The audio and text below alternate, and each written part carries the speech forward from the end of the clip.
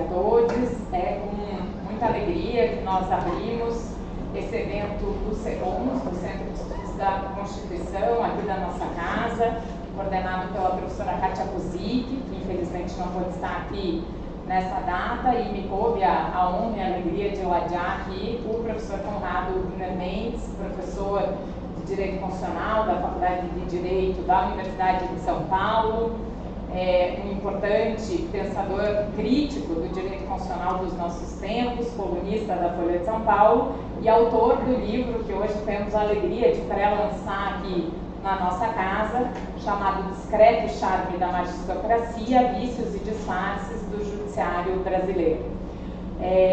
Nós ficamos especialmente honrados em ter esse pré-lançamento aqui na faculdade. O livro será lançado no final desse mês, em São Paulo, lá na Faculdade de Direito da Universidade de São Paulo, no Largo São Francisco, mas é uma alegria e um motivo de, enfim, bastante distinção para o nosso CECONS aqui da casa, a possibilidade de discutir essas ideias anteriormente com a presença do professor Conrado aqui na nossa casa.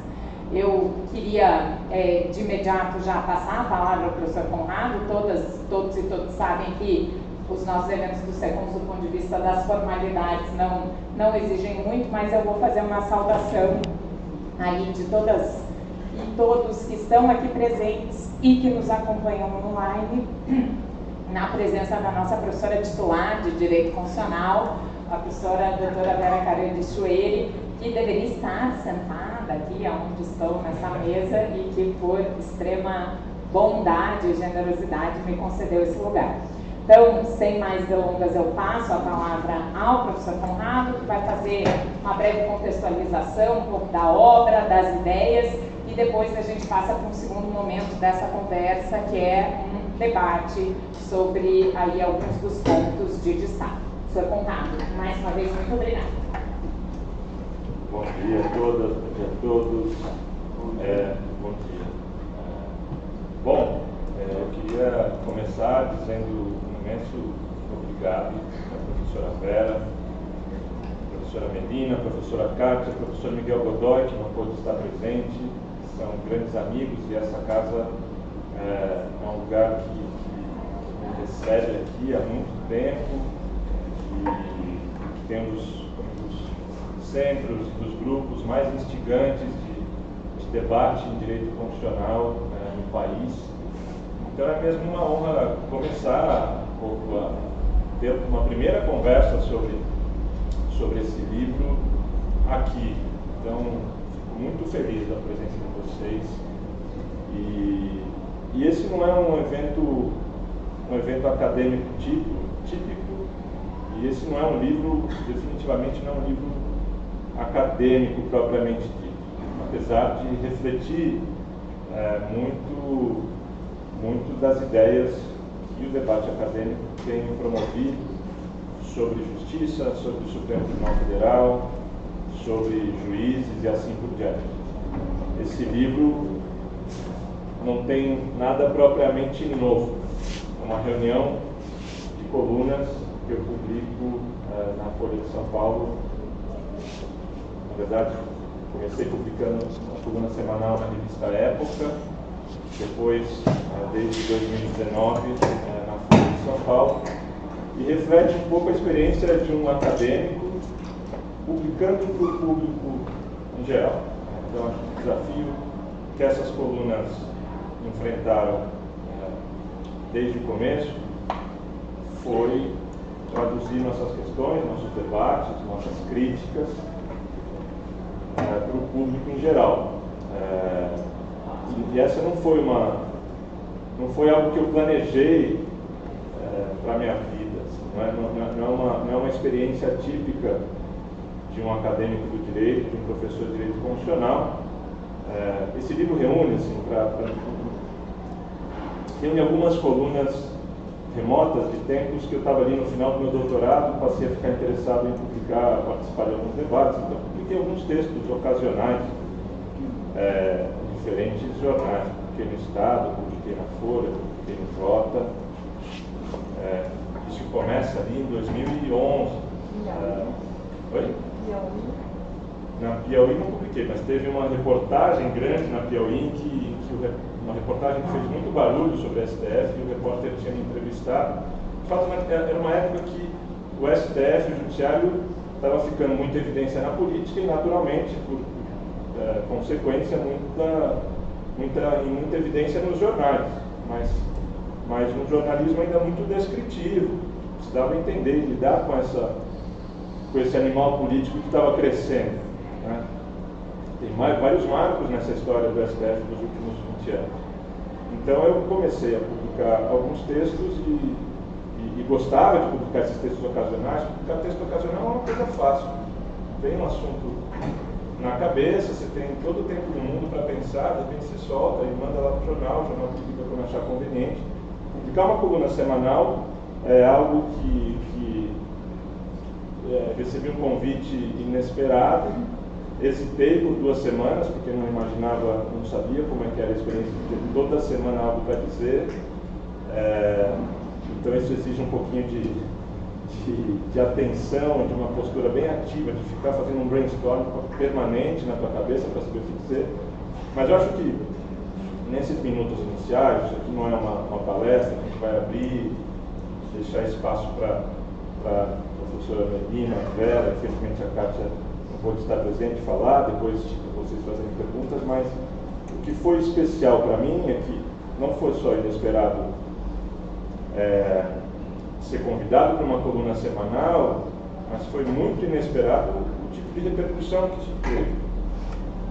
Porque, e aí a gente tem muita coisa para pensar sobre o papel do acadêmico e do jurista, sobretudo quando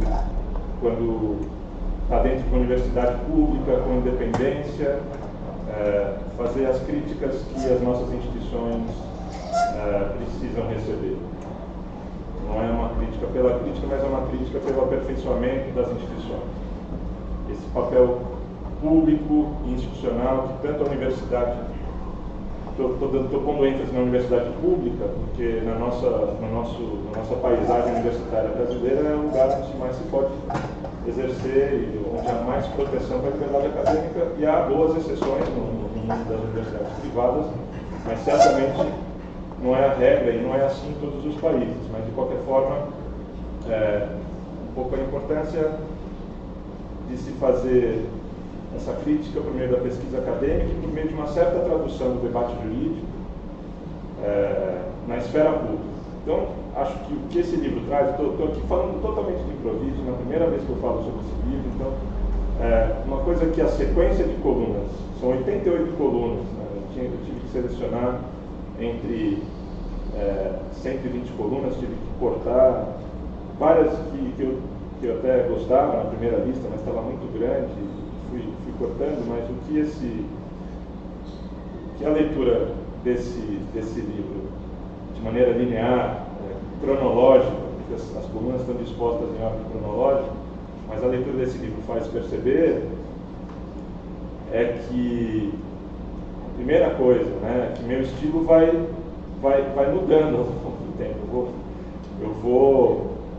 Eu desconfio, mas não sei se vocês vão concordar com isso ao lerem, mas que o estilo vai se liberando mais dos rapapés jurídicos, dos nossos, não é só o juridiquês técnico, mas é também uma certa forma que a gente se aprende a se expressar e como a gente escreve. Eu desaprende também, porque a faculdade de Direito nos atrapalha muito na fluência da escrita, né? A linguagem forense nos contamina demais. Então, acho que eu fui gradualmente consolidando um estilo que mistura provocações mais irônicas, críticas mais contundentes, e isso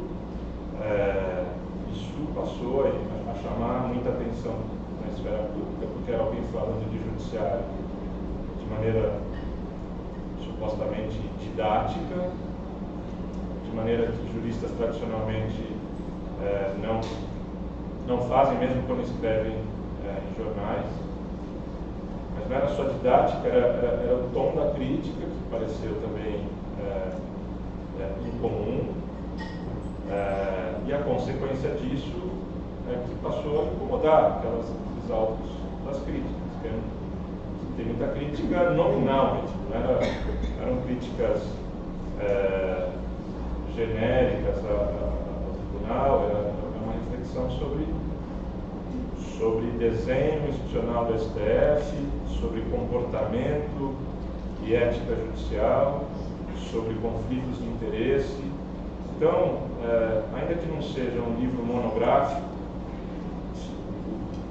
o livro poderia ser. Eu tive vontade de escrever, ainda vou, mas resolvi lançar um primeiro livro para o público geral, reunindo colunas, mas ele faz um diagnóstico. Existe um fio condutor aqui, não são colunas, pelo menos assim, eu espero, não são colunas esparsas, desconectadas. Eu acho que tem ali 3, 4 argumentos que permeiam o livro todo.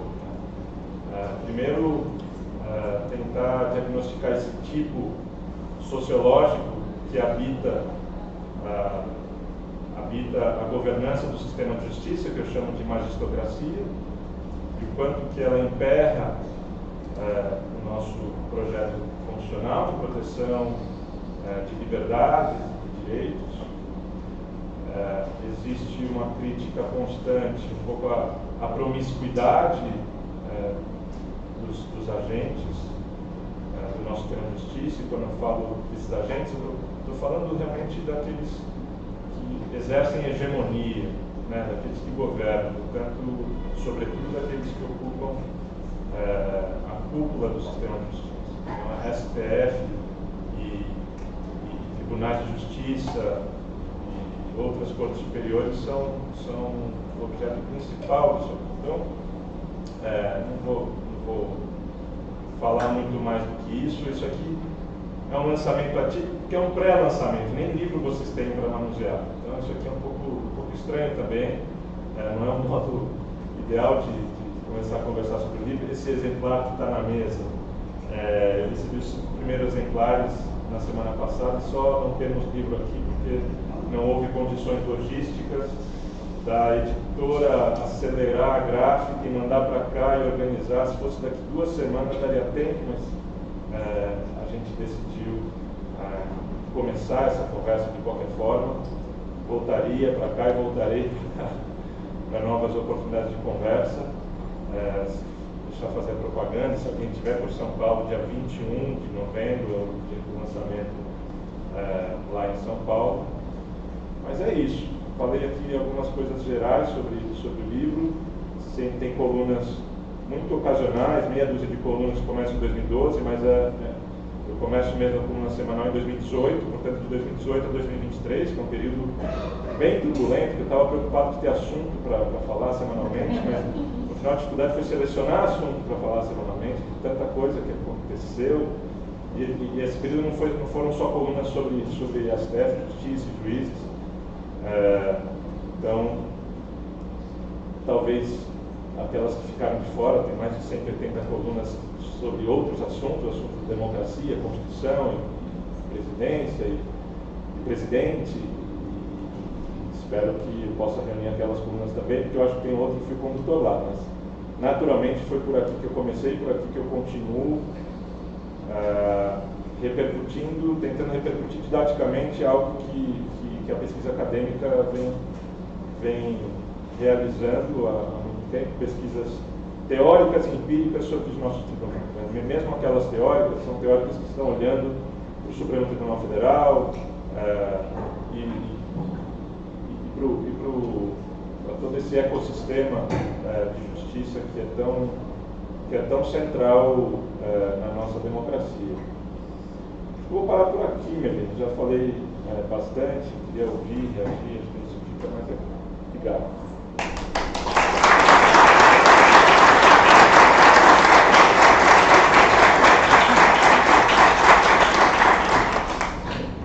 Bom, acho que, agradecendo imensamente a disponibilidade de fazer esse evento, inclusive nessa modalidade de pré-lançamento,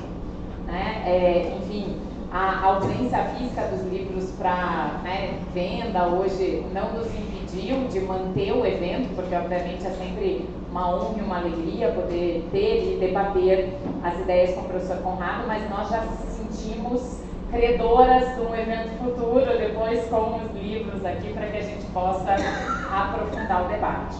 Eu vou tomar liberdade, então, nessa condição que me colocaram aqui na mesa, de iniciar com 2 pontos que me parecem bastante relevantes aqui para a gente trazer a consideração. O primeiro deles é um ponto que decorre muito do que o professor Conrado falou e do que está aqui no comentário da professora Maria Hermínia Tavares de Almeida, uma cientista política que eu acho que é conhecida de todas e de todos, em que ela fala, né, que o professor Conrado é um intelectual público. E eu acho isso muito importante, né, porque o livro espelha um pouco esse lugar, que não é um lugar que para nós que estamos na academia é confortável, que é esse lugar de sair, né, de ir, enfim, falar com o público em geral, porque os ritos, né, da academia, e ainda mais da academia jurídica, eles também servem um pouco para essa proteção endógena, né, de ficarmos no nosso lugar um pouco mais confortável e, portanto, ocupar esse espaço, né, público, acho bastante relevante e importante, né, traduzir algumas das ideias, enfim, do debate jurídico para esse público mais geral. E acho que a experiência mostra que há, de fato, né, uma carência, porque eu acho que a repercussão da coluna demonstra isso, né, que temos leitoras e leitores ávidos, e ressaltar o que o professor Conrado também já ressaltou, que ainda mais nós que estamos num ambiente, né, público, acho que temos esse mais do que, enfim, né, esse convite, temos esse imperativo, né? Eu acho que o papel da universidade pública é também, enfim, levar o debate que nós fazemos aqui. Acho que há ainda muita distância, né, e, portanto, esse é um dos pontos que eu queria destacar. E um outro ponto que eu acho que é bastante relevante é que também, de alguma maneira, encontra eco no comentário que o professor Celso Campilongo faz aqui na contracapa do livro, em que ele fala que, né, o professor Conrado, obviamente, faz críticas, nas palavras do professor Celso, ácidas e penetrantes ao Poder Judiciário, mas que são críticas justamente de quem reconhece a importância do Poder Judiciário.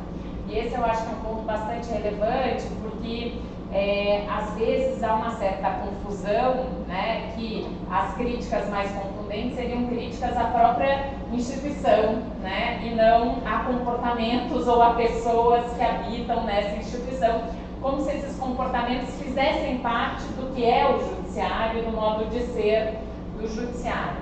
E eu acho isso especialmente relevante porque o período das colunas, né, 2018 a 2023, a maioria delas, pegou um período, né, o professor Conrado usou a expressão turbulência, acho que, né, turbulência ainda é um eufemismo para o que nós passamos dentro desse período no nosso país, mas pegou um período complexo em que nós tivemos um comportamento do Poder Judiciário um pouco oscilante, né, ora em matéria de direitos e garantias se colocando como um contraponto ao governo, mas ora também endossando alguns comportamentos, né, complexos desse período de turbulência. Mas eu acho isso bastante relevante porque a gente também viveu uma polarização dos debates que, do ponto de vista da academia, acho que nós não poderíamos nem deveríamos comprar, que ou estamos fechados, né, entre muitas aspas, fechados com o judiciário, não podemos criticar, né, ou fazemos parte de um coro, enfim, né, que não descura, obviamente, do reconhecimento da importância do papel da instituição, mas que justamente por isso eu acho que precisa ter esse olhar ácido, precisa ter esse olhar crítico e esse olhar afiado, sobretudo no modo que essa instituição se comporta. Então, acho que para aquelas e para aqueles, imagino que muitas e muitos daqui são, né, leitores habituais da coluna do professor Conrado, sabem que, obviamente, isso não significa nenhum endosso, né, a uma crítica, obviamente, desmedida, mas sim o papel de alguém que contribui a partir desse olhar e dessa posição justamente para um fortalecimento do Poder Judiciário, que teve um papel relevante, né, que teve um papel em alguns momentos de contraposição, sobretudo aos projetos, né, de desdemocratização e de erosão democrática, aí como alguns autores nomeiam dos últimos anos, mas nem por isso devem estar, e acho que justamente pelo contrário, precisam estar aí no centro desses debates. Então, eu queria deixar marcadas essas duas observações e provocar um pouco, professor Conrado, como isso também funciona como uma espécie de salvo-conduto, às vezes, para o Poder Judiciário, né? Então, essas decisões, sobretudo as decisões com relação à proteção de direitos e grupos minoritários, quando a gente critica, especialmente, né, o Supremo Tribunal Federal, mas também outros campos da magistratura, às vezes a resposta que vem é não, mas olha, sem o Supremo não teríamos uniões homoafetivas, ou sem o Supremo não teríamos tido, né, avanços importantes no que diz respeito aos direitos das mulheres, que obviamente é o papel do Judiciário, é o papel do Supremo e é algo importante, mas não é um super trunfo, né, para os outros aspectos de crítica que precisam sair. Então, eu queria lhe provocar um pouco nesse sentido, e aí não sei se passo a palavra e a gente faz um bloco ou prefere ir fazendo pergunta a pergunta? Acho que eu posso responder rapidinho isso, a gente vai fazendo muito bom. Eu acho que a Melina fala, quando eu olho para esse período, que vem de 2012, que, como eu contei, escrevi um texto ocasional, sei lá, 2 ou 3 por ano, por iniciativa própria, planejando com algum tema que me parecia importante, que eu escrevia com calma, não precisava terminar numa tarde, mas eu, nesse período todo, estava um pouco ecoando e também fazendo as minhas próprias críticas, mas ecoando as críticas acadêmicas ao STF de maneira bastante forte e contundente. Isso, de alguma forma, não me situava no espectro político. De alguma forma, ecoava bem para a esquerda, direita, para gregos e troianos. E de 2012 em diante, a política brasileira foi se acirrando, foi ganhando manifestações, ou foi fortalecendo campos extremistas, e aí a gente chega em 2018 e tinha um grupo político forte, prestes a assumir a presidência, pedindo o fechamento da STF. E nessa circunstância eu escuto comentários, desde amigos até comentários de quem escreve na página da internet e tudo mais, de que não é hora de criticar o STF. E de fato, nesse momento, eu passei a ter um dilema que eu passei a levar a sério, que tentei traduzir nos textos, que é o desafio de criticar o STF, ressaltando a importância do STF, ou mais especificamente de criticar a conduta irresponsável, arbitrária, muitas vezes autoritária, de ministros, em nome da proteção dessa instituição que é tão fundamental, e já era tão fundamental para segurar a avalanche que vinha em seguida, que já se prenunciava, que a gente sabia. E ao longo desses anos que antecedem 2018, eu lembro de ter falado algumas vezes que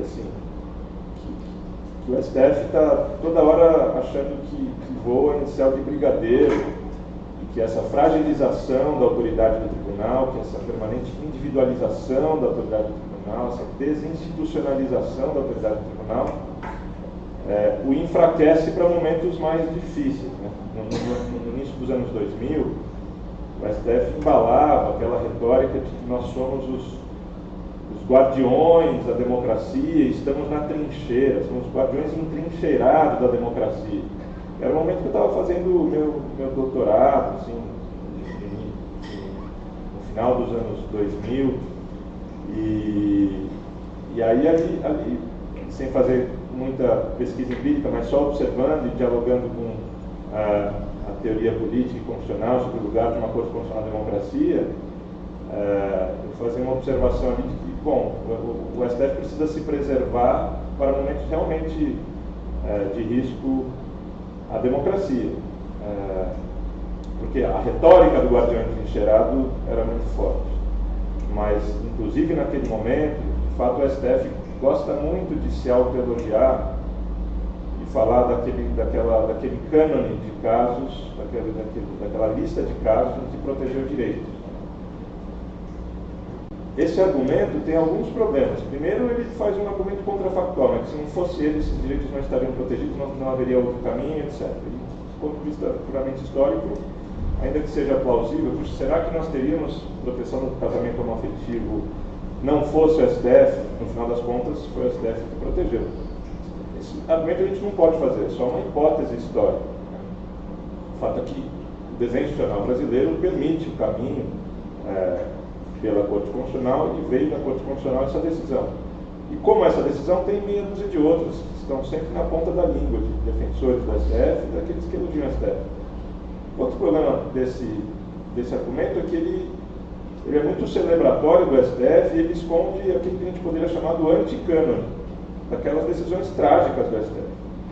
Se foi o STF que protegeu, que reconheceu a constitucionalidade do casamento homoafetivo, foi também o STF que fechou os olhos para a violência policial, para o encarceramento em massa, foi o STF que fechou os olhos e ajoelhou para a justiça militar e a possibilidade de justiça militar ampliar sua competência para julgar civis, foi o STF que demorou demais para tomar decisões importantes. Essa gestão arbitrária do tempo talvez seja o problema mais sério e a coisa mais atípica de um tribunal constitucional no mundo, né? Essa gestão arbitrária do tempo somado ao enorme poder individual de obstrução que ministros têm para definir a agenda constitucional do país. Então, voltando ao começo dessa minha observação, era um dilema em 2018. A solução que eu dei foi não parar de criticar, que isso seria me render a um tribunal escancaradamente viciado, né? Que não dá para ter uma colher de chá como ele gosta tanto de ter. Então, a solução para esse dilema foi criticar defendendo, criticar ressaltando para que eu não fosse também, porque outro risco dessa história é que a minha crítica, dependendo de como ela fosse estruturada, ela tinha o risco de ser aproveitada, de ser instrumentalizada por quem queria destruir o STF. Então, tem parágrafos desses textos que, em outras palavras, soam como música para bolsonaristas. Como fazer isso? Então, quando eu começo a escrever na Folha, que já era 2019, minha primeira coluna, basicamente tenta meio que anunciar uma agenda, era uma coluna que falava STF criticar para defender. E, claro, em tempos que as estratégias de comunicação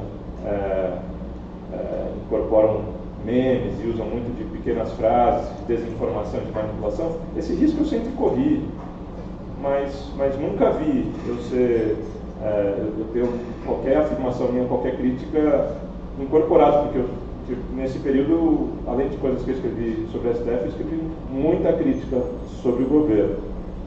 Então eu acho que, fazendo um balanço, a estratégia deu certo. Em nenhum momento eu fui instrumentalizado, mas continuei a fazer a crítica. Outra diferença importante desse período é que essas críticas atípicas pelo tom, ao contrário do período anterior, em que muitos amigos falam, cuidado com o que você está falando, você pode ser processado, e eu nunca acreditei nessa possibilidade. Mas aí virou a chavinha em 2021, eu fui processado.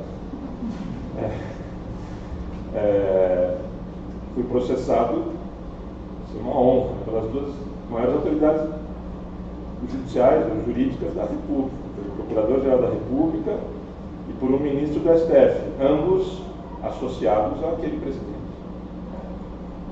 Visceralmente associados àquele presidente. Então era um período de anormalidade, em que também foi anormal ser processado. Espero que a gente tenha voltado para algum grau de normalidade. E até aqui eu tenho... Os processos são absurdos, os processos são intimidatórios, eu confiei que não dariam em nada e de fato até aqui não deram em nada e foram derrotados. Mas a angústia também de ser processado por numa instituição que é o Poder Judiciário, que eu também critico, eu fico, puxa, imagina se esse caso chega no STF, eles vão olhar, por mais absurdo que seja o caso, alguns ministros, numa postura muito autoritária, muito pouco republicana, não gostam de críticas, então vai saber o que dá nesses casos se um dia chegam no STF. Então, é um problema, mas é isso, acho que essa história de sem o STF não teríamos XYZ é uma armadilha.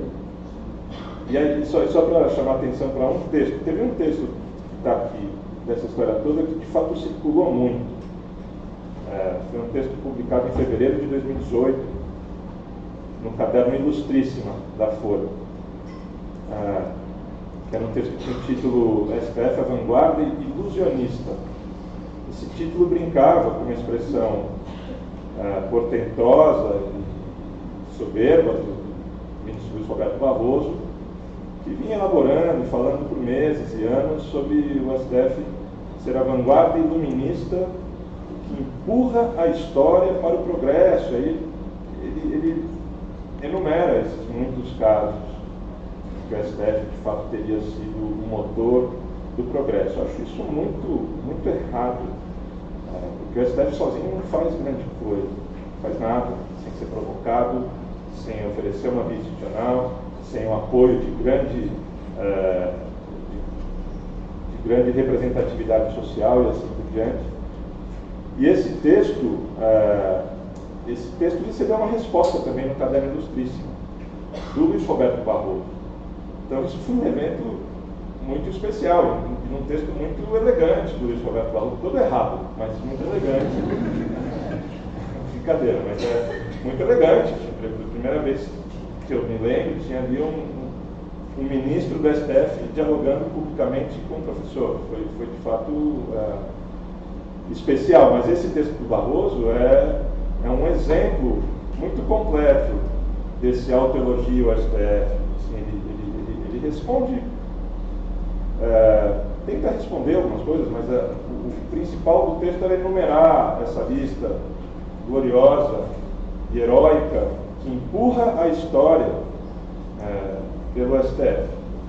E aí, meses depois, na verdade, 6 meses depois, eu faço uma resposta a esse texto, e nesse texto eu faço uma espécie de uma lista de compromissos éticos que o STF podia e precisava tomar para proteger sua autoridade. A gente precisa de um tribunal com autoridade. A gente precisa de um tribunal que decida institucionalmente e não individualmente, porque ministros individuais são fracos, são capturáveis, né? Isso fragiliza o tribunal, enfim. E acho que a última coisa que eu diria é que o STF é absolutamente surdo às críticas públicas, acadêmicas ou não acadêmicas. O STF basicamente ignora aperfeiçoamentos possíveis que ele pode fazer. E piorou muito, não é só que ele ignora.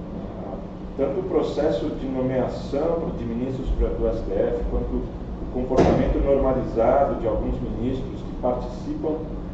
Não é só aquela coisa que a gente fala em direito constitucional, que as decisões do STF são políticas, e aí tem um super debate sobre de que maneira pode ou não ser política e de que maneira tem sido política.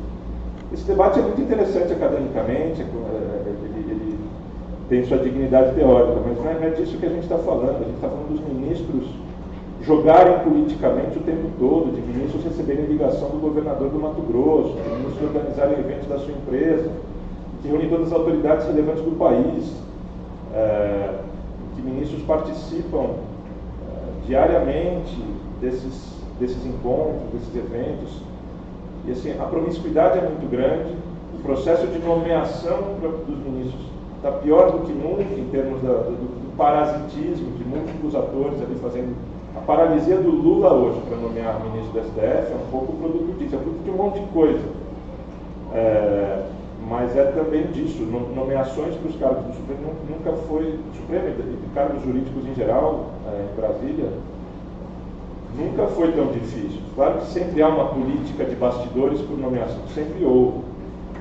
Mas a coisa piorou muito.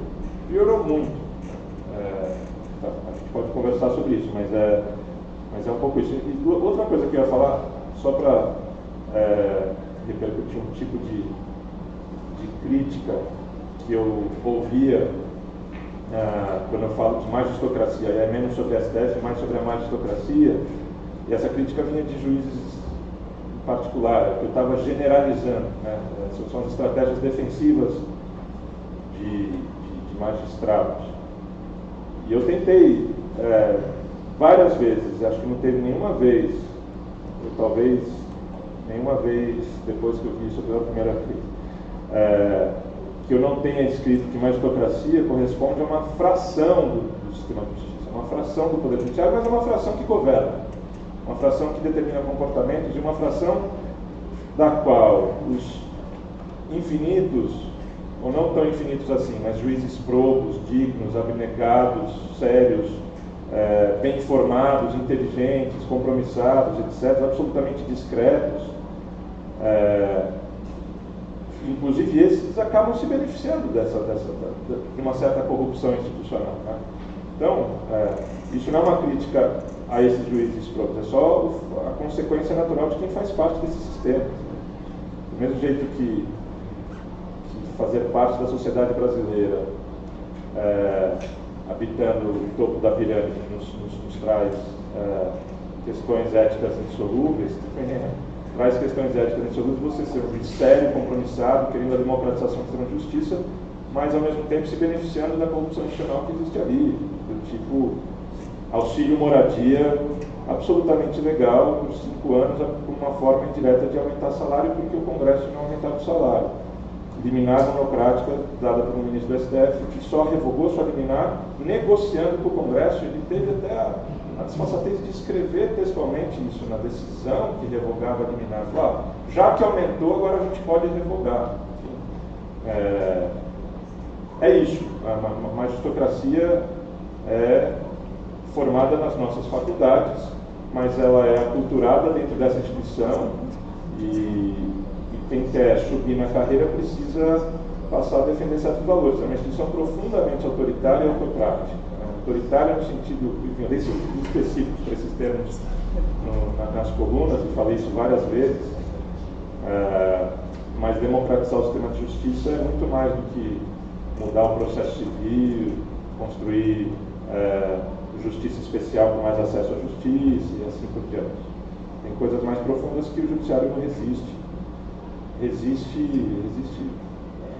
às medidas mais modestas, como, por exemplo, uma tentativa que a Rosa Weber tem um exemplo de ministra discreta, né?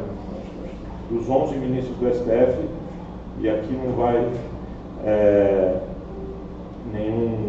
nenhuma demagogia, mas dos 11 ministros do STF, Rosa Weber e Edson Fachin são parâmetros absolutamente, assim, são os exemplos que nos permitem ver que aquilo lá não é normal.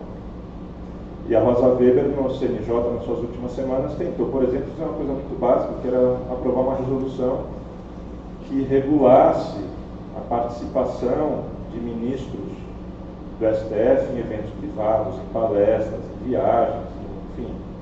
Esse fim de semana teve um desses eventos na Bahia, na Praia do Forte.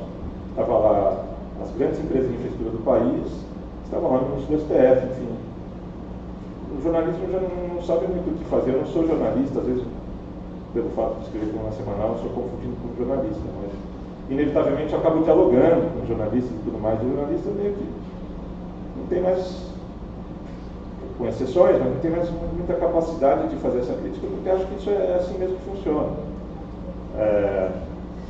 Então é isso, o livro tenta fazer essa crítica, apontar para a necessidade de se entender o problema e, a partir daí, imaginar possibilidades de reforma, porque lá de cima tem muita resistência e alguns atores individualmente são muito perversos no aprofundamento dessa conduta, porque essa conduta, a normalização dessa conduta só os empodera.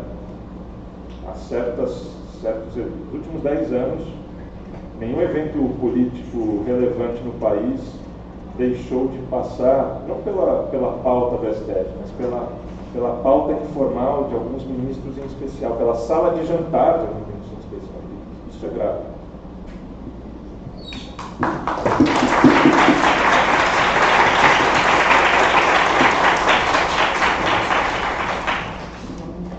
Professora Beth. Bom, só reiterar o nosso agradecimento Conrado por essa generosidade de vir aqui para lançar o livro.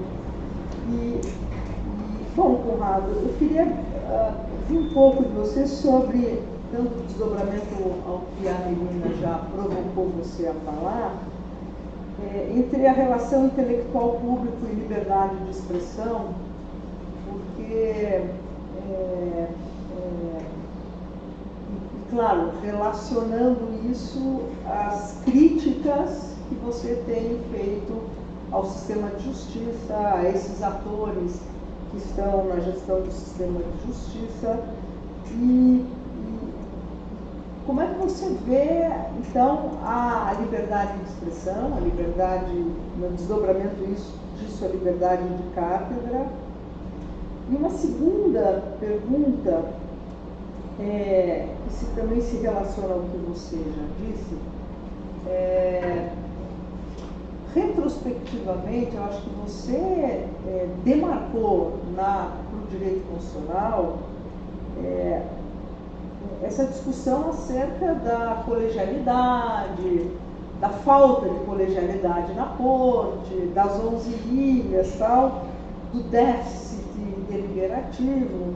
E agora a gente está vendo duas propostas, uma a nível de emenda constitucional, a outra com um projeto de lei ordinária que vai mexer no processo constitucional. Em que medida, além disso ser do jogo ou da chapa quente da política, essa revisão, mas em que medida também você, como intelectual público e jurista constitucional, não tem provocado esse debate e também essas reações que eu não sei particularmente dizer se são boas, se o PL é bom totalmente, se essa emenda à Constituição é boa. Eu tenho particularmente uma visão sobre isso, mas eu queria ouvi-lo, se for possível.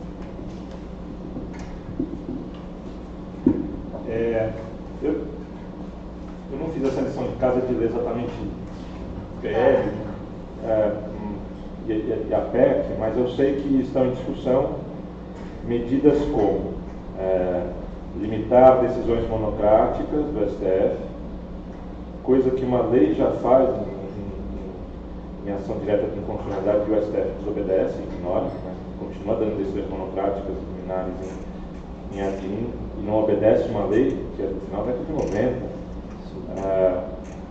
Uma segunda coisa é limitar pedido de vista, em dois sentidos: colocar um prazo que já existe, o STF nunca respeitou, o Rosa Weber veio de novo, tentou colocar um prazo, uma consequência procedimental específica, e esse sistema está em teste agora pela saída da presidência, e enfim, continuam com muitos pedidos de vista na gaveta, né?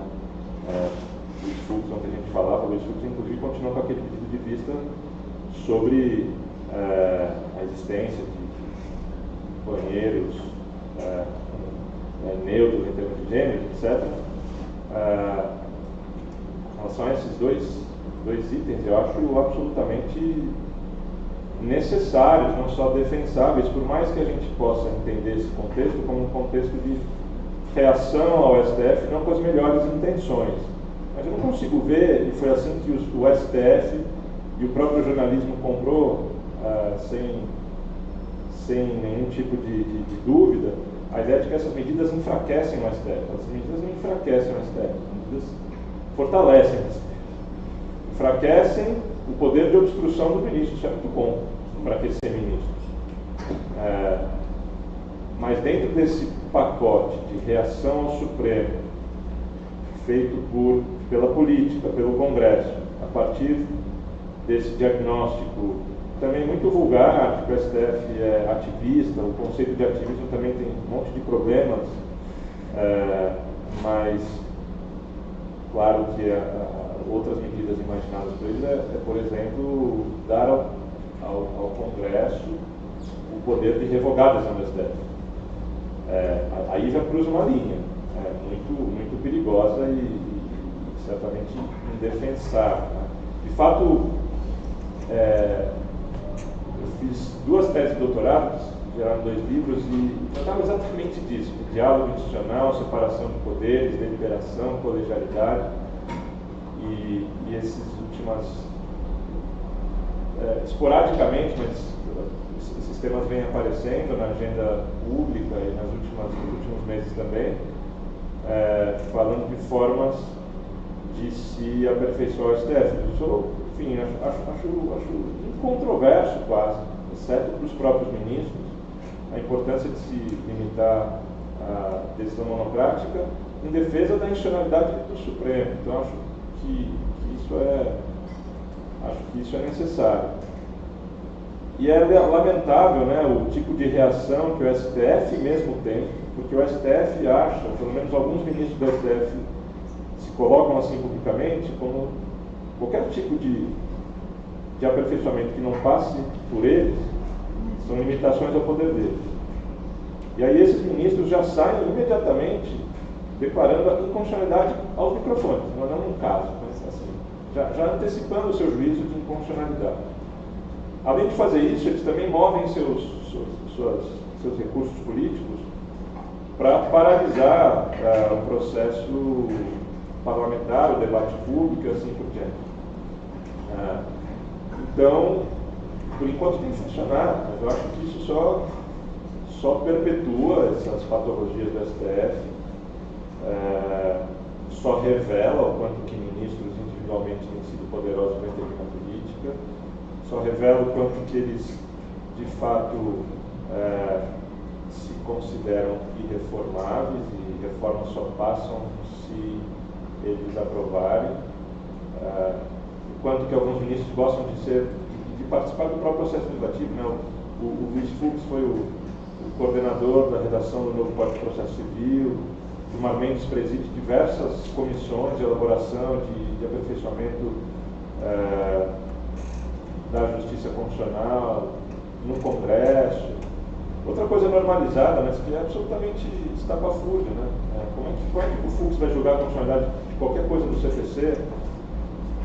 Como, por exemplo, um artigo que controlava impedimento e conflito de interesse, e o próprio Fux aceitou a inconstitucionalidade daquilo que ele mesmo aprovou como redator, enfim, é tudo muito contraditório, mas nunca há um contexto perfeito para se reformar as instituições.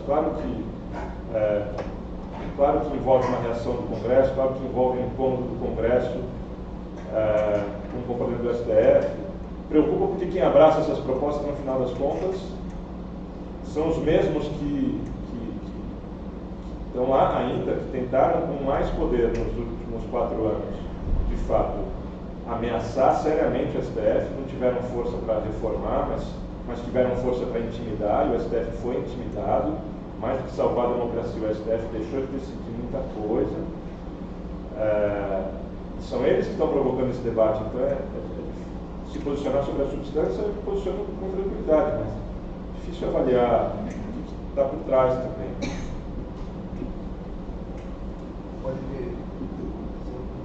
Podemos falar, se o senhor pudesse identificar?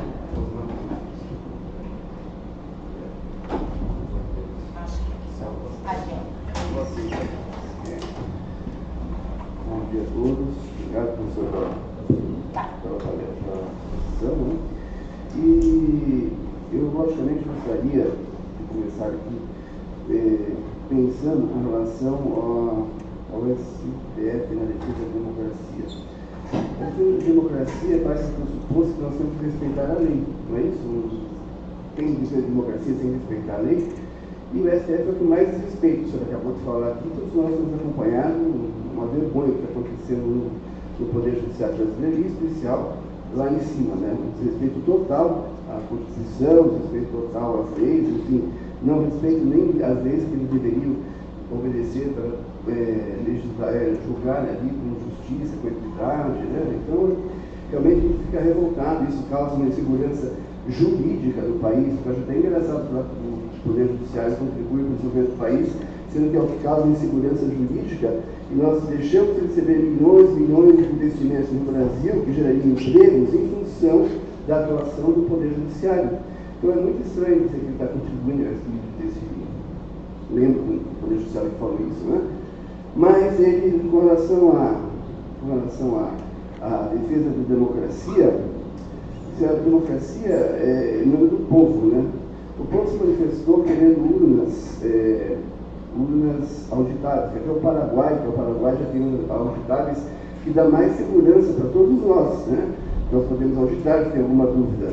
E o ministro desceu lá do seu palácio, atravessou, né, ali a Praça dos Seus Poderes, invadiu ali a nossa casa, né, legislativa, ali, o Congresso, e foi fazer pressão, né, trazer pressão política para que não saísse as urnas auditáveis eletrônicas, com certeza, mas auditáveis. Você poderia ver que estava saindo ali, era uma segurança maior para nós, né, porque o nosso voto ele é uma liberdade, né, é um direito, então tem que ser respeitado e protegido da melhor forma. E isso seria uma forma, uma garantia a mais para nós. Mas não sei porquê, né, porque cargas d'água, todo o Poder Judiciário fez uma pressão para que não saísse. Esse mesmo ministro que atravessou veio dizer que eleições não se ganham, se tomam. Então é bem estranha essa democracia que nós estamos vivendo, essa defesa do Poder Judiciário que a doutora falou, do STF em relação à democracia brasileira. Mas, veja tudo isso, também o TRE, o nosso voto, pressupõe que nós temos o direito de conhecer, ser transparente a pessoa que está lá. Qual é a sua filosofia, o que ela defende, qual é o seu plano de governo e tal. Aí vem o TRE e proíbe, né, na propaganda eleitoral, dizer que tal candidato defende o aborto. Ele defende, parabéns, é um direito dele, mas o direito nosso é saber o que ele defende. Aí vem o TRE, em defesa da democracia, né, professor, proibir que seja publicado isso durante a campanha eleitoral e muitas outras aberrações que eu não estou citando aqui por causa do tempo. Poderia falar quase uma hora aqui sobre isso aí, mas enfim. Eu gostaria de saber, professor, se existe alguma solução para isso, né, institucional, para deixar o lógico que o Supremo Tribunal Federal é importante, desde que ele se atenha às questões constitucionais. E não se torne, como ele é hoje, político e descaradamente descarado, desrespeitando a vontade popular, respeitando o que está acontecendo nos países, violando, né? Eu gostaria de saber como é que o senhor vê, além dessa pergunta, a postura do nosso, o senhor da OAB, né? O senhor lembra de várias comissões lá, e nós aqui todos vão participar da OAB, a postura da Ordem dos Advogados do Brasil frente a essas aberrações que estão acontecendo, né? Essas violações de direitos individuais, fechamento de canais, querendo fechar uma jovem pan que de forma livre, o senhor é jornalista, mas o senhor escreve também, todas essas aberrações que nós estamos vendo, a postura que o senhor está vendo na OAB nacional, o que ela está fazendo? Ela está se posicionando? Ela está neutra? Ou ela está sendo conivente com o que está acontecendo aí, todas essas aberrações aí? Obrigado. Márcio Moraes. Obrigado, Márcio. Você estava lá no evento de sexta-feira do OAB e a gente conversou. E como eu disse lá naquele evento, eu não sou estudioso do OAB, não sei, não seria justo eu formar qualquer opinião sobre a postura do OAB. Só naquele dia eu desconfiei, um pouco tateando assim com cuidado, eu disse que ainda que advogados não se sintam à vontade, seja porque lidam com essa cultura de deferência à autoridade, lidam no dia a dia e nos corredores com juízes e tem interesse profissional ter boas relações com os juízes, porque os juízes, no final das contas, tomam as decisões dos seus clientes, se sentem constrangidos para fazer crítica. E a crítica que eu fiz aquele dia se individualmente advogados, eu dialogava com o professor Clemerson, que estava na mesa, e que começou a falar dele mencionando isso, né, o quanto que que era interessante, quando ele se sentia constrangido para fazer algumas críticas, mas eu estava lá fazendo com mais liberdade. Então, essa diferença que existe entre o constrangimento profissional do advogado e o acadêmico que pode fazer crítica é uma diferença relevante, mas que não deveria ser tão grande assim, né? Mas aí, enfim, direto para o ponto, o meu ponto lá foi que a OAB poderia e teria a responsabilidade adicional de não ser um órgão corporativo de defesa dos interesses particulares da prerrogativa, sempre né, invernizado com a defesa das prerrogativas, que são fundamentais, obviamente, mas por trás da retórica republicana, às vezes há meramente interesse corporativo. E acho que, certamente, a OAB poderia fazer isso que o advogado individualmente não pode, e é compreensível que não possa. Quanto ao STF e seu papel na defesa da democracia, eu não concordo com tudo que o senhor disse, apesar de fazer uma crítica muito forte ao STF, mas não se confunde com a crítica muito generalizante, que o STF vem desrespeitando a lei em todo momento. Acho que a gente viveu um momento de ameaça à democracia, que dizia respeito à falsificação de fatos para dizer, em primeiro lugar, que as urnas não eram auditadas, elas são auditadas. O sistema digital não faz elas fechadas, não faz elas no cofre. Dá para aperfeiçoar muito esse sistema. Mas esse é um outro debate. Esse debate não aparece no livro, né, sobre como aperfeiçoar as eleições brasileiras. Claro que tem muita coisa para fazer. A justiça eleitoral também é outro tema que ficou de fora. Não tenho justiça eleitoral brasileira e a regulação das eleições, ela é bastante complicada.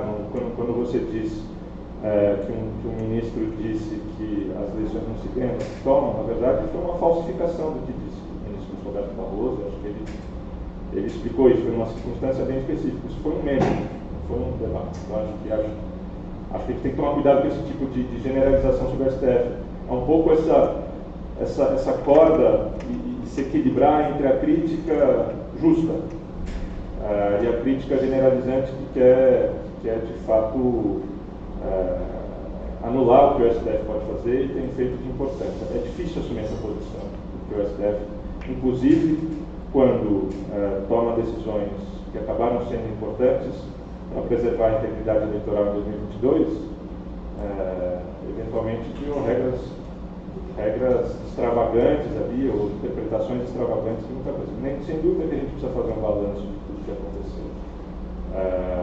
Mas era isso. Eu acho que o STF é contraditório mesmo. O STF abusa de seu poder em algumas circunstâncias. Então, como é que pode defender a democracia desrespeitando a lei? Tem conseguido um pouco, conseguiu em 2022, pelos piores caminhos, pelo poder monocrático do ministro, que ali no caos procedimental teve muita coragem para fazer algumas coisas, mas é claro que um dos outros debates que aconteceu na OAB sexta-feira é que o momento o STF vai voltar para a casinha, estavam falando nesses termos na sexta-feira. E a minha intuição é que o STF não vai voltar para a casinha tão cedo. Nenhuma instituição se desempodera voluntariamente. Esses momentos de reação são naturais. Pressão do Congresso para que o STF se discipline é esperado. Como que o STF pode transformar esse período muito excepcional, que houve ali um excepcionalismo, eles não são equivalentes, mas a fundamentação de fundo é parecida, um excepcionalismo parecido com a Lava Jato. A Lava Jato era, em nome de uma causa maior, estamos aqui criando regras excepcionais. Naquele momento era a causa de combate à corrupção. Depois a gente desmontou aquela história para ver o quão manipulativo e ilegal foi, quão brutal foi. Em 2022, a gente viu com um novo discurso, mas a lógica do argumento era parecida. E, de novo, não são equivalentes, o balanço da segunda ainda está para ser feito, o balanço da primeira já tem sido feito e também abusado com outros problemas, mas a lógica era a mesma. Em nome da defesa da democracia, vamos criar certas regras excepcionais.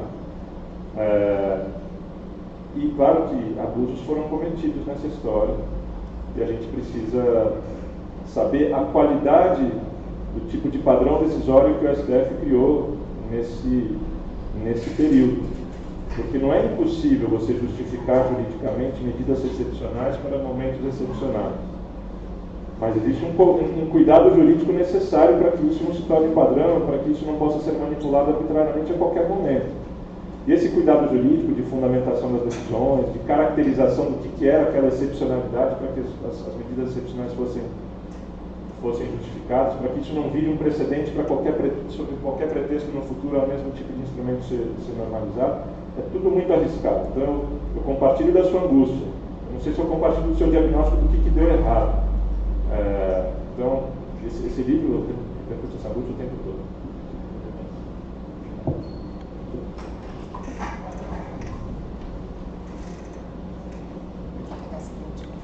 Tudo bem? Meu nome é Eduardo Troiano, estudante de Direito na FAI. Prazer estar aqui. Eu vi numa entrevista que o senhor deu, que o senhor fala que o STF não pode, não deve agir sozinho contra os golpistas e contra os militares.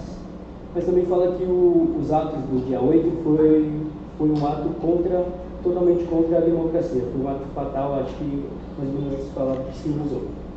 Então eu gostaria de saber, na sua visão, se o STF não pode agir sozinho contra esses golpistas e contra os militares, quem que deve agir em conjunto com eles para que não seja algo muito incisivo em relação a uma ideia de algum ministro, na questão ou de perseguição ou de uma visão política que ele pode estar utilizando a favor dele e ampliar na sociedade.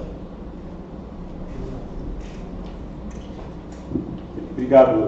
De fato, quando eu disse que o STF não pode agir sozinho, foi mais uma observação de caráter pragmático, não no sentido normativo, de que o STF não deve fazer isso. O STF deve tentar. Meu ponto foi, diante de um contexto de erosão democrática, o poder e a autoridade que o STF tem para fazer, e a condição que ele tem de ser efetivo, não vai durar muito. Então, coalizões que o STF possa fazer, apoios ou outras instituições que possam participar desse esforço de defesa da democracia são importantes. Meu ponto foi mais que o STF não continuará, tal como fez em 8 de janeiro. Em 8 de janeiro, alguns gostam de interpretar eufemisticamente como um bando de alucinados que, enfim, depredaram o prédio público, etc. E não vem ali uma ameaça de golpe. Mas eu acho que tem uma interpretação um pouco mais realista, um pouco mais bem informada, e que de fato vem sendo corroborada pelo que vem se descobrindo sobre o 8 de janeiro. Aquilo era de fato a ponta do iceberg para movimentos muito mais graves que se apontavam lá. Então, e o STF está fazendo aquilo não necessariamente da melhor maneira. Não necessariamente deveria ser o próprio STF a fazer isso, mas que é processar os quase 2 mil pessoas que foram presas naquele dia, concentrar a competência para julgar criminalmente todos esses sujeitos que praticaram crimes, mas na sua pauta, tudo isso pode ser problematizado. Mas o que eu quis dizer do STF não poder agir sozinho é isso. O STF, por mais que ele possa dizer que tem essa competência, e de fato tem na Constituição, ele não tem, ele apenas é um conjunto de 11 ministros que não vão conseguir sustentar essa autoridade para se fazerem respeitar se não houver forças maiores que ajudem nessa missão. Então, é nesse sentido que o STF sozinho não vai salvar a democracia, que está longe de ser a derrota de forças que ameaçavam a democracia não foi definitiva. Ela continua ali na esquina, como continuava sempre na esquina nesses 30 anos, enfim. É isso, acho um risco simplesmente entronizar o STF nesse papel de herói em defesa da democracia, porque se de fato cumprir um papel importante nas engrenagens múltiplas que conseguiram resistir aos ataques de 2022, ele precisa de outras, o Estado brasileiro precisa de outras forças, a sociedade precisa se mobilizar, porque de fato se mobilizou, e não foi o STF sozinho que salvou os dois, claro, mas a percepção de que achar que o STF, porque estava ali na linha de frente, que foi o responsável por qualquer tipo de salvação, é uma simplificação da interpretação do que aconteceu. A gente pode colocar mais isso, senão ele fica bem falando muito.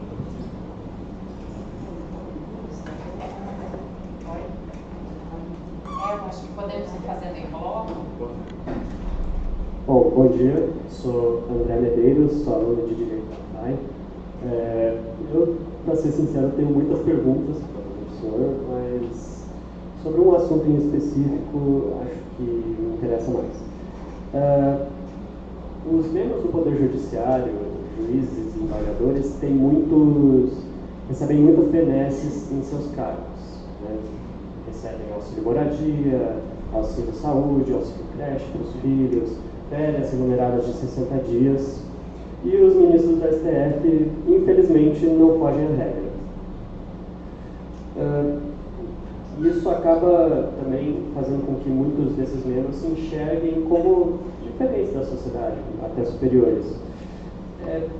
Como é que o STF poderia fazer para sanear esse problema, resolver ou mesmo diminuir? Tipo, seria dando o exemplo, tipo, abrindo mão desses privilégios, dessas benesses? Como é que o STF poderia fazer isso? Você quer fazer a pergunta? Você quer fazer agora? Professor Conrado, uma alegria ouvi-lo novamente. A minha pergunta ela é bem direta, como seria possível controlar o que aparentemente, ao menos, parece incontrolável do ponto de vista do STF, sem que a gente recaia em retóricas e práticas anti-institucionalistas e que queiram diminuir o papel do STF na defesa daquilo que ele tem que defender, que é o contramajoritarismo. Mas como controlar o STF, que é o último órgão, é o órgão de cúpula do judiciário e que a qualquer investida dos outros poderes coloca isso como uma inconstitucionalidade pré-existente a qualquer iniciativa?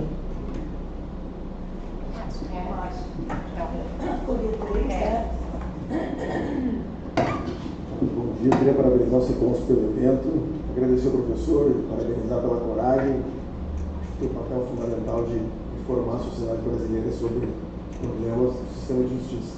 E a pergunta que o professor queria fazer, uma delas é a questão da PGR, né? Como que ela aparece para o senhor como jurista constitucional, como professor, a voz mais importante hoje nacional, que discute essa autoridade que é uma só e que não tem legitimidade democrática nenhuma, tá? Não tem controle, tem poder de agenda, de iniciativa. Então, da mesma maneira, eu vi nesse contexto da PGR, poderia ser o Supremo, fala-se a possibilidade de uma conferência nacional para discutir o sistema de justiça, trazer a sociedade para essa discussão. Então, como é que o senhor vê a possibilidade de aprimoramentos institucionais do mandato ou na própria PGR a partir dessa participação? A PGR me preocupa um pouco mais porque ele é o chefe de uma instituição que tem que defender regime democrático, que deveria ter uma exemplaridade democrática. Mas ali temos um problema, né, que se reflete também aqui nos estados. Os procuradores gerais passam pela mesma questão e a gente tem também uma paralisia hoje do presidente da República em relação a isso. Muito obrigado.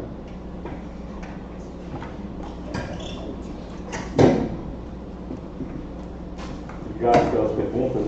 São 3 perguntas sobre como, né? Como fazer.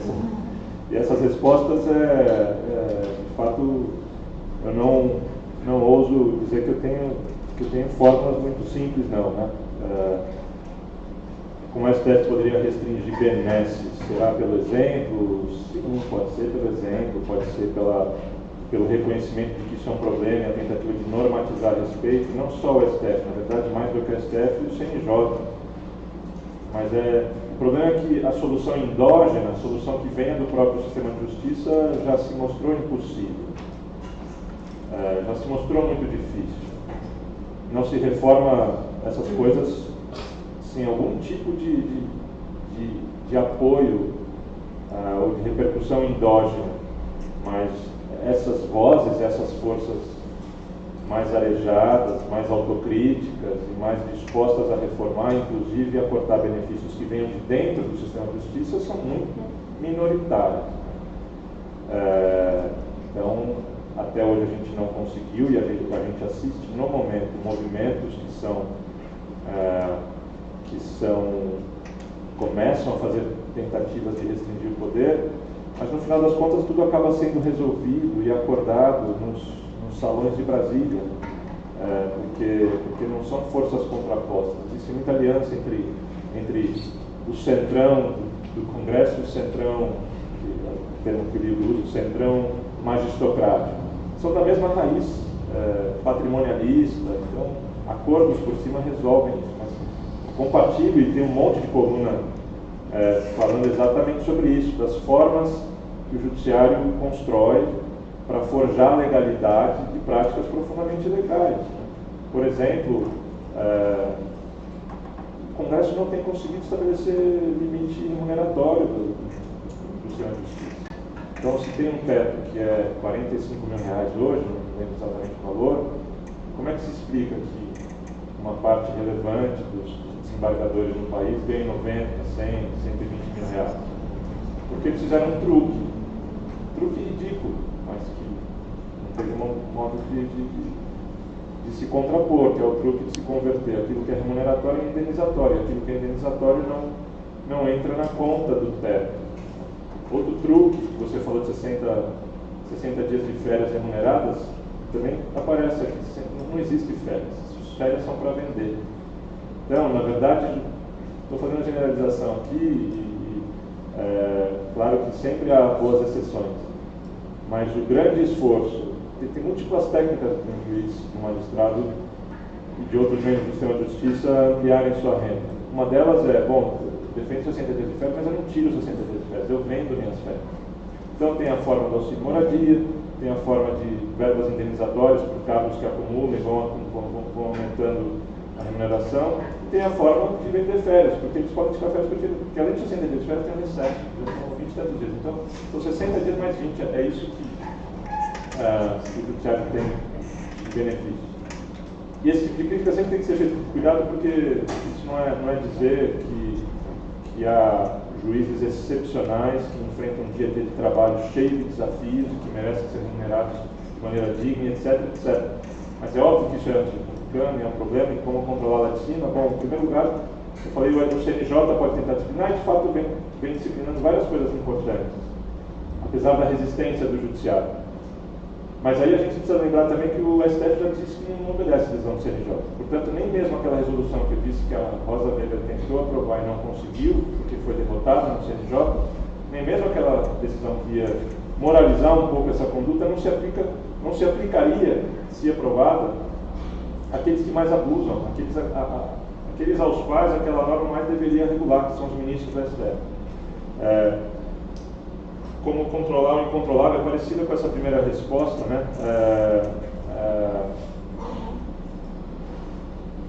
Em algum momento, talvez, ou não, o STF poderá se render ou conceder a reformas defensáveis que venham do Congresso. Acho que esse movimento, por exemplo, limitar o poder monocrático do ministro é importantíssimo, ainda que possam ser instrumentalizados pelas piores forças do Congresso. Isso é perigoso também, porque a gente não sabe o que mais vem nessa esteira.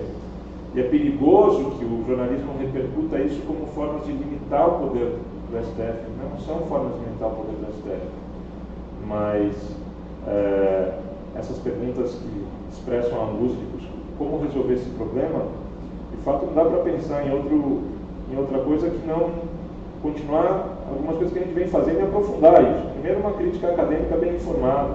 Segundo, uma tradução dessa crítica bem informada, com todos os cuidados necessários para não cair em rede de desinformação e distorção, mas traduzir essas críticas informadas na esfera pública. O OAB poderia contribuir nesse debate, mas eventualmente faz pouco, muito menos do que fez em outros momentos da história da própria OAB. E aí não, o Congresso está o Senado junto com as... Bom, o Senado tem o papel de fazer sabatinas de ministro do STF, é um instrumento muito pouco relevante na história de nomeação de ministros. Quando a gente pergunta de PGR, bom, PGR talvez o problema seja muito menos difícil de solucionar. Esse tribunal que basicamente expõe formalmente ou informalmente aos microfones o que é constitucional e o que é inconstitucional no país. Individualmente, os ministros se posicionam a respeito, mas o PGR tem muita coisa que a gestão de Augusto Aras demonstrou de gargalos, de buracos nesse desenho institucional, que não tinham ficado tão claros em gestões anteriores. É o poder monocrático mais irrecorrível do país.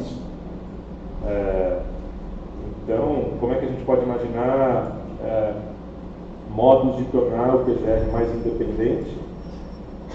Bom, são colunas que eu escrevi mais recentemente que não estão nesse livro. Escrevi uma sequência imaginando formas de, primeiro,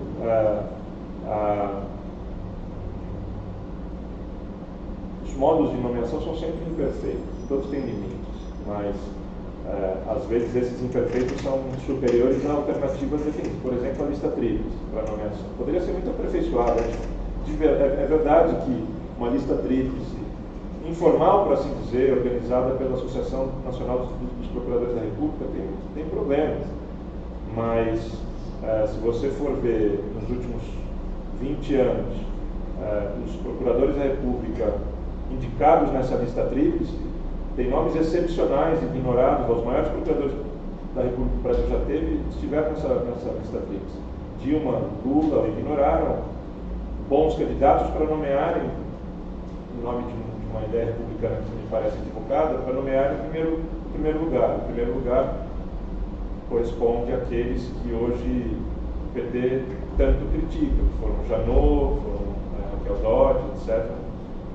Hoje a lista tríplice que está na mesa do Lula, mas que ele tem sido influenciado por uma visão crítica da lista tríplice, tem bons nomes nessa lista, muito melhores, na minha opinião, do que a indicação de um ministro do STF do seu parceiro para ocupar o PGR.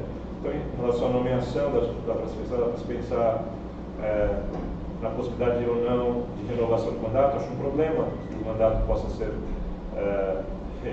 renovado, reconduzido, como foi Aras. Se você pode ser reconduzido, você fará um esforço para que isso aconteça. Isso é um problema. Que o poder de arquivamento de um PGR seja irrecorrível é um imenso problema. Enfim, um monte de coisa para aperfeiçoar a PGR. E como eu disse, isso é muito menos difícil do que reformar o próprio STF, na minha opinião. Mas é engraçado com esses atores políticos que são enxergados do ponto de vista formal e constitucional como pertencentes a instituições independentes. Essas instituições independentes se encontram nos jantares em Brasília e tudo se resolve em grandes acordos. Isso é um problema. Estou aqui falando de anedotas sobre como isso tem funcionado, mas nossos esforços mais estruturais de reforma têm sido paralisados por isso, por um certo arranjo de interesses que não conseguem mudar muita coisa. Podemos fazer talvez uma última rodada de perguntas para o José Luiz? Eu não sei se vai chegar o que eu acho que você não vai perguntar.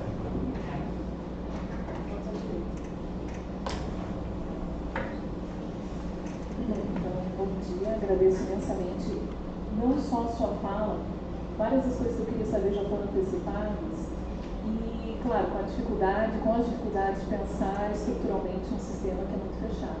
Mas eu queria mudar um pouquinho de assunto para falar da tua atuação no AUT e me chamou muito a atenção o diagnóstico que você fez numa coluna relativamente curta e que de alguma maneira você tratou isso não diretamente, mas de maneira tangencial, que são as questões do autoritarismo, que não são as questões novas, vamos dizer assim, as questões que perpassam e que são rearticuladas. Porque, e aqui só um pequeno contexto, nesses últimos anos que nós vivemos de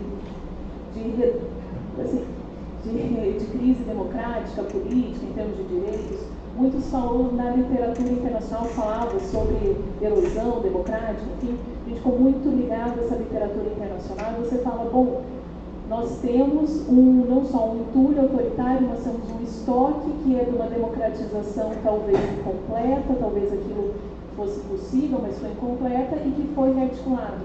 Então, minha pergunta é, como pensar numa democratização, sendo que nós temos tantos esqueletos no armário, alguns novos e alguns tão antigos, e a dificuldade de lidar com isso? Eu sei que vai para o como, e isso dificulta um pouco, mas talvez a gente possa pensar até mesmo num trabalho aí acadêmico de delinear melhor o que isso significa, né? Os problemas estruturais de uma democracia incompleta, com novos problemas que vêm e com novas dificuldades, como a desinformação, como a desinstitucionalização que afetaram nos últimos anos.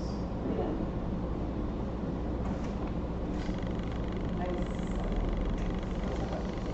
Queria aproveitar para saudar a presença da nossa coordenadora do Centro de Estudos da Constituição, a professora Kátia Cozzi.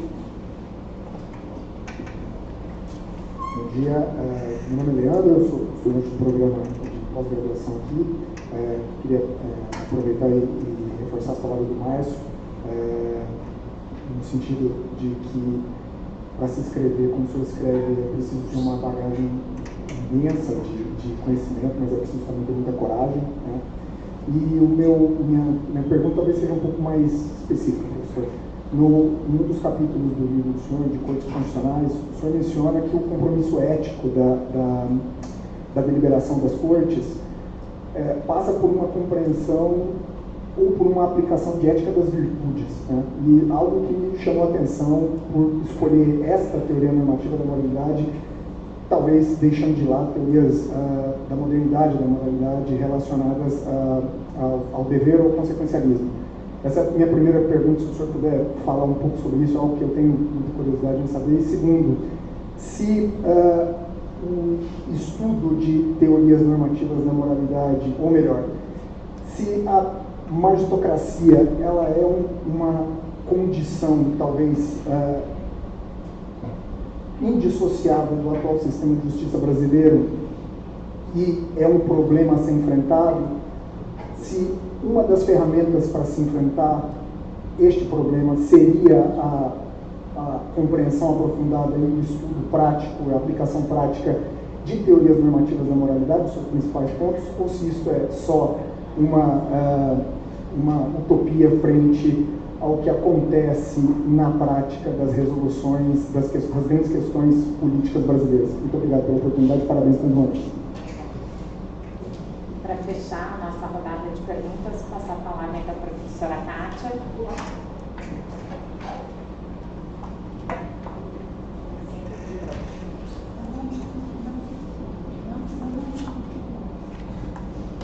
Bom dia a todos, Conrado, muitíssimo bom tê-lo aqui. Eu peço desculpas por chegar antes, tudo. Todos que estão aqui, eu queria ser bem rápido. Bom, primeiramente agradecer, muitíssimo a sua presença. E é difícil pegar o bonde andando e querer sentar na janelinha, né? Então, eu não sei exatamente o que já foi colocado, mas em uma das nossas conversas eu tive falado a respeito dessas razões persecutórias, né, que são buscadas nas suas colunas. Não sei se alguém já falou sobre isso. Então, para aqueles que acompanham os estudos do Conrado há mais tempo, sabem então que como ele foi alvo de inúmeras manifestações contrárias, algumas delas dentro do que eu chamaria de limite da democracia, da civilidade, da crítica, que constrói, que é divergência, mas algumas delas foram extrapoladas para a persecução penal. Eu me refiro aqui basicamente à ação que o ex-procurador-geral Augusto Aras, infelizmente, moveu contra o Conrado, por uma coluna que o Conrado chamou de Posse Geral da República. Tivemos também um episódio com o ministro Cássio, esqueci o nome, Nunes Marques. digamos assim, pessoas que eu colocaria no espectro da direita. Mas não é apenas a direita que se serve da ativização, que se serve da pressão, e quer calar vozes divergentes. E aqui eu me refiro especificamente ao episódio deste ano. É uma apresentação de uma notícia crimes por conta de crimes contra a honra, a partir de uma coluna que você publicou na Folha de São Paulo, questionando uma ação proposta por partidos políticos, assinada por alguns advogados, pedindo declaração de estado de coisas inconstitucionais, declaração de estado de coisas inconstitucionais em relação aos acordos da Lava Jato. Então, muito rapidamente, eu gostaria que você explorasse um pouco, desde o que significa ser alvo desse tipo de manifestação e, ao mesmo tempo, cumprimento de que bom que você tem coragem, que bom que você tem essa ousadia, tem essa coragem, que não se furta, digamos, a um papel do intelectual público e realmente comprometido com a democracia, a liberdade de expressão e assim por diante. Obrigada. Muito obrigado, Cátia, pela tua presença. Que bom que você pôde vir. E vou começar por aí, porque essa também era uma pergunta da Vera, que das outras eu acabei não tocando. E, de fato, muita gente afirma que existe coragem nessas colunas, etc. Eu sempre interpretei essa percepção como um dos sintomas mais claros de que é uma cultura autoritária que tem medo da crítica, teme a crítica, teme as consequências da crítica, e a forma como o judiciário interpreta e aplica esse direito à liberdade de expressão é também um modo absolutamente imprevisível, é uma loteria, é arbitrário, é uma jurisprudência hipercasuística, parecida com outros assuntos, ou talvez até um pouco mais. Então, é óbvio que eu imagino, e vou seguindo, mas o risco que existe em criticar, em nome da liberdade de expressão, a própria instituição, que no eventual problema terá que lidar com um caso meu sobre liberdade de expressão, tudo isso gera um contexto difícil. E de fato o que aconteceu em 2022, porque foi muito mais sério do que aconteceu antes, na minha opinião. Você vê uma ação penal de Augusto Aras, de Cássio Nunes. Naquele momento foi muito sério, muito violento, e sobretudo o resultado das eleições de 2022 poderia dar destinos e consequências diferentes para essas duas iniciativas, mas eram iniciativas individuais de sujeitos que se sentiram ofendidos, entraram com uma ação penal individualmente, com base em críticas feitas numa coluna que a coluna não se utilizou de nenhum termo muito forte, basicamente dizia que o Aras era omisso. É verdade que num tweet teve o post já, mas a Dilma foi chamada como post, o prefeito Fernando Haddad foi chamado como post. O post faz parte do nosso jargão político, e naquele momento usar esse termo de forma irônica, com sarcasmo, tem muito sarcasmo. A ironia acaba sendo uma forma de tornar a crítica mais forte às vezes, chamar certos episódios aberrantes do comportamento judicial de pornografia, e daí criar de brincadeira o Just Porn Award. Isso, claro que incomoda muito, e acho que a ironia não serve para isso. Se eu fosse falar sobre a ilegalidade, ninguém me tira um suspiro, mas falar que aquilo é pornografia e manifestar como e usar da ironia incomoda mais, muitas vezes, e tem mais riscos. A ação que veio, essa interpelação penal, não chegou a ser queixa-crime, mas era uma interpelação penal, que é um ato pré-processual antes de virar uma ação. Eu senti uma ameaça maior. Primeiro que foi um grupo de 6 advogados, que se acomodaram num espaço tido como progressista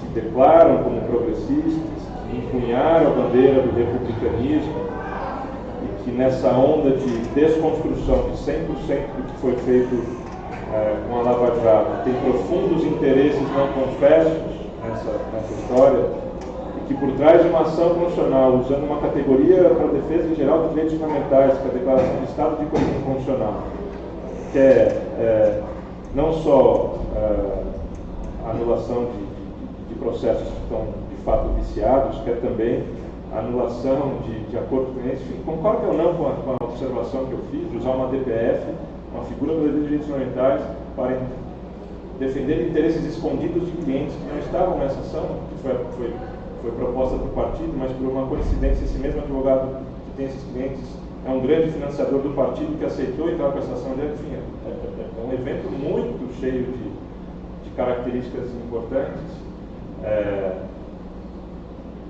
Foi preocupante, foi violento, revela um pouco que isso que eles próprios atacam e criticam tanto, que é o lawfare, que é mais sério em termos de lawfare do que isso.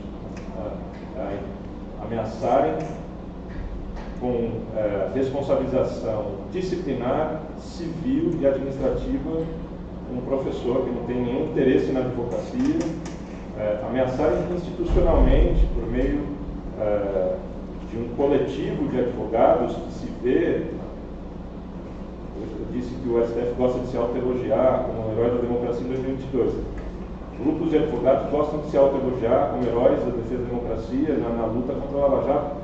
Se mistura muita gente, aqui não vai nenhuma crítica generalizante, mas é óbvio que na liderança desse grupo há muito interesse privado também, né?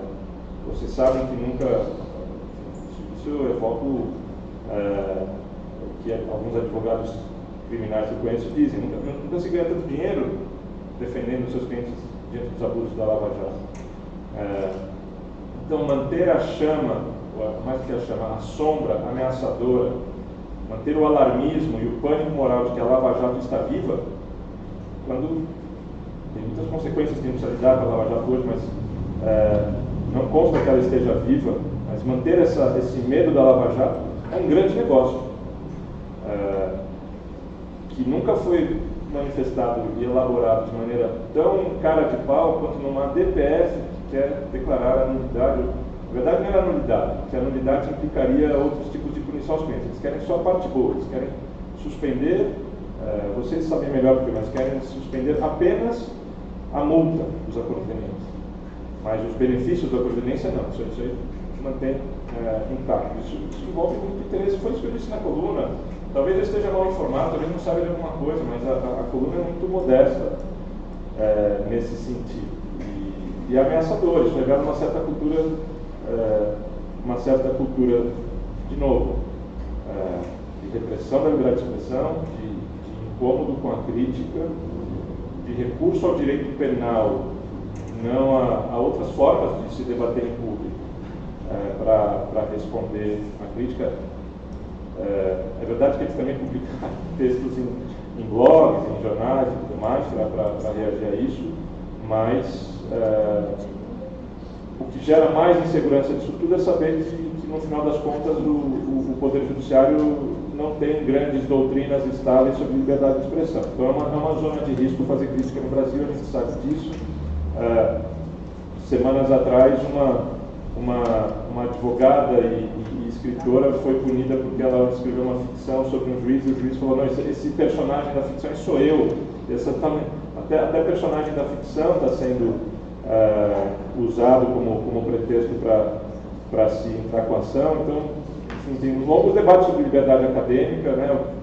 O meu caso acabou sendo importante para gerar um grande movimento de solidariedade acadêmica da sociedade civil e tudo mais. E liberdade acadêmica, eu não fui o único caso, estou bom ter sido o único caso, mas participei desse movimento e acho que a gente tem um pouco mais de consciência e de impulso hoje a fazer uma espécie de advocacia pela liberdade acadêmica em tempos normais, porque não é só nossa liberdade acadêmica permanece muito fraca quando a gente só reage quando ela é atacada. A gente não pode dar de barato que a liberdade acadêmica está protegida.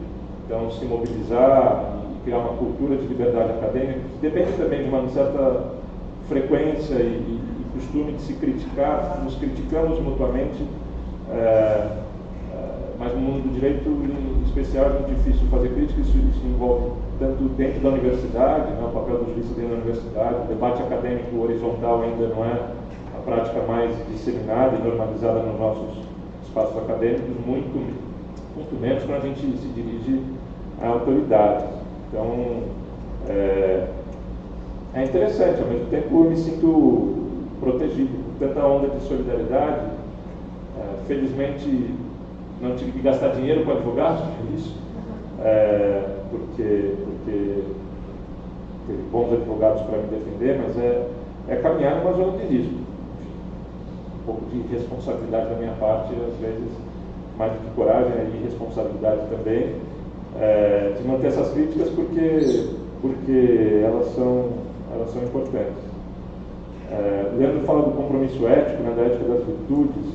Essa pergunta é bem complicada e o livro está longe de tratar delas, e só uma resposta rápida para um debate sobre o tema que a gente em outra ocasião pode fazer, mas para mim me parecia importante falar de ética de virtudes porque a deliberação envolve um grau de sinceridade no exercício de um certo desapego do seu argumento, um certo esforço individual de ouvir o outro que a ética dos deveres, a ética consequencialista não consegue, de fato, pegar.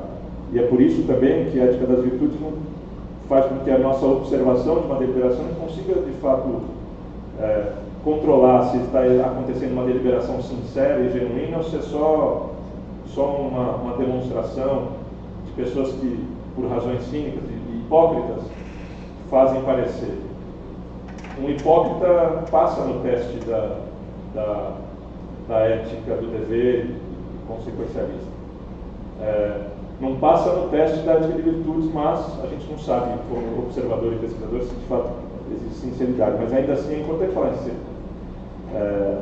E aí você falou da magistocracia, né? Eu acho que teorias da moralidade são importantes para fazer diagnóstico. Sem elas a gente não faz esse diagnóstico. Mas seria ingênuo imaginar que elas sozinhas vão transformar os corações e mentes desses indivíduos que se beneficiam disso. Mas elas são indispensáveis, acho. Elas não são suficientes, mas elas são indispensáveis. Claro que a gente precisa pensar em modos de se rearranjar os incentivos, as sanções, os controles. Não é só o discurso moral e ético que vai mudar o comportamento da magistocracia.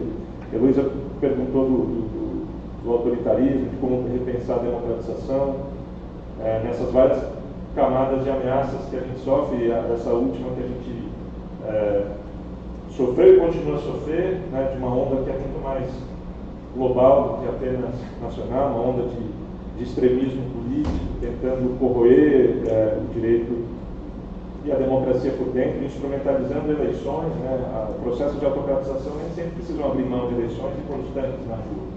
Por meio da perversão do processo eleitoral que se pode construir isso também. Eu só acho que, enfim, outro debate que eu sou um estudioso, acho que tem uma ampla agenda de pesquisa do direito, da teoria política, da ciência política, mas não é muita novidade dizer que a gente se democratizou, apesar da nossa cultura muito autoritária, apesar de nossas diversas instituições muito autoritárias, apesar da gente continuar a subestimar ou então ter falta de coragem para enfrentar a importância de se reformar, por exemplo, Forças Armadas. O atual governo começou o governo vindo ali do Ministério da Justiça com ideias arrojadas sobre como se promover reformas nas Forças Armadas. Já renunciou tudo. Bastou 6 meses para a casa ter se rearranjado ali e Forças Armadas aparentemente vão sair incólumes de tudo que aconteceu. Eventualmente vai ter algum outro membro ali, que já vai ser muito raro e ainda tem muito chão pela frente, mas um outro membro punido. Mas institucionalmente as Forças Armadas estão saindo até aqui como aqueles que asseguraram a democracia, não aqueles que criaram as melhores condições para que ela fosse derrubada, se estivessem participando individualmente e institucionalmente daquele movimento de derrubada da democracia. Forças Armadas é o exemplo mais grave de instituições profundamente autoritárias, o professor Luiz sabe muito melhor, dentro da democracia. Os sistemas de uso da força em geral, que vai na conta da polícia e tudo mais, profundamente corroído, isso é grave. Então, democracia pode conviver com muitas práticas autoritárias, mantendo a engrenagem eleitoral funcionando de maneira mais ou menos efetiva. Isso é possível. Então, acho que, inclusive, dentro da própria prática jurídica, dentro da doutrina jurídica, há muitos ingredientes, há muitas tradições autoritárias que a gente não percebe. Dentro da própria argumentação jurídica, há micro-autoritarismos nessa história. Para dar um exemplo, sei lá, da liberdade de expressão. Reduzir a dogmática da liberdade de expressão por meio de slogans do tipo liberdade de expressão não é liberdade de agressão, que é o slogan do momento, ou a liberdade de expressão, para usar uma outra frase, quer dizer mais ou menos a mesma coisa. A liberdade de expressão tem limites, mas sem discutir quais são os limites, sem discutir parâmetros, sem discutir formas de operacionar esses parâmetros, sempre vai exigir interpretação, sempre vai ser controverso, mas eles são necessários porque eles criam constantemente. Senão não resta nada no Estado de Direito. Senão não resta nada. Mas um mote, liberdade de expressão não é liberdade de agressão, e a partir daí extrair uma conclusão, sem fazer todo o percurso até chegar a uma conclusão, é também autoritário. Acho que esse adjetivo nos ajuda a classificar e a criticar muitos desses fenômenos. Mas é isso. Acho que, tremidos pelo tempo, vai me caber o papel aqui de encerrar esse debate com a expressão do nosso profundo agradecimento ao professor Conrado pela generosidade de ter vindo aqui dialogar conosco, reitero as palavras antes colocadas, pela coragem também de ocupar esse espaço importante, de uma crítica lúcida, ácida e construtiva, no caminho, como diz aqui a orelha do livro que o Mário Sérgio Conte escreveu, sempre no caminho do norte da defesa dos que padecem, dos desamparados, dos deserdados, do que precisam com justiça, com urgência, de uma justiça requerida. Então, acho que é isso. Agradeço em nome do SECONS, professor Conrado, e fica já o convite para o lançamento da obra quando a agenda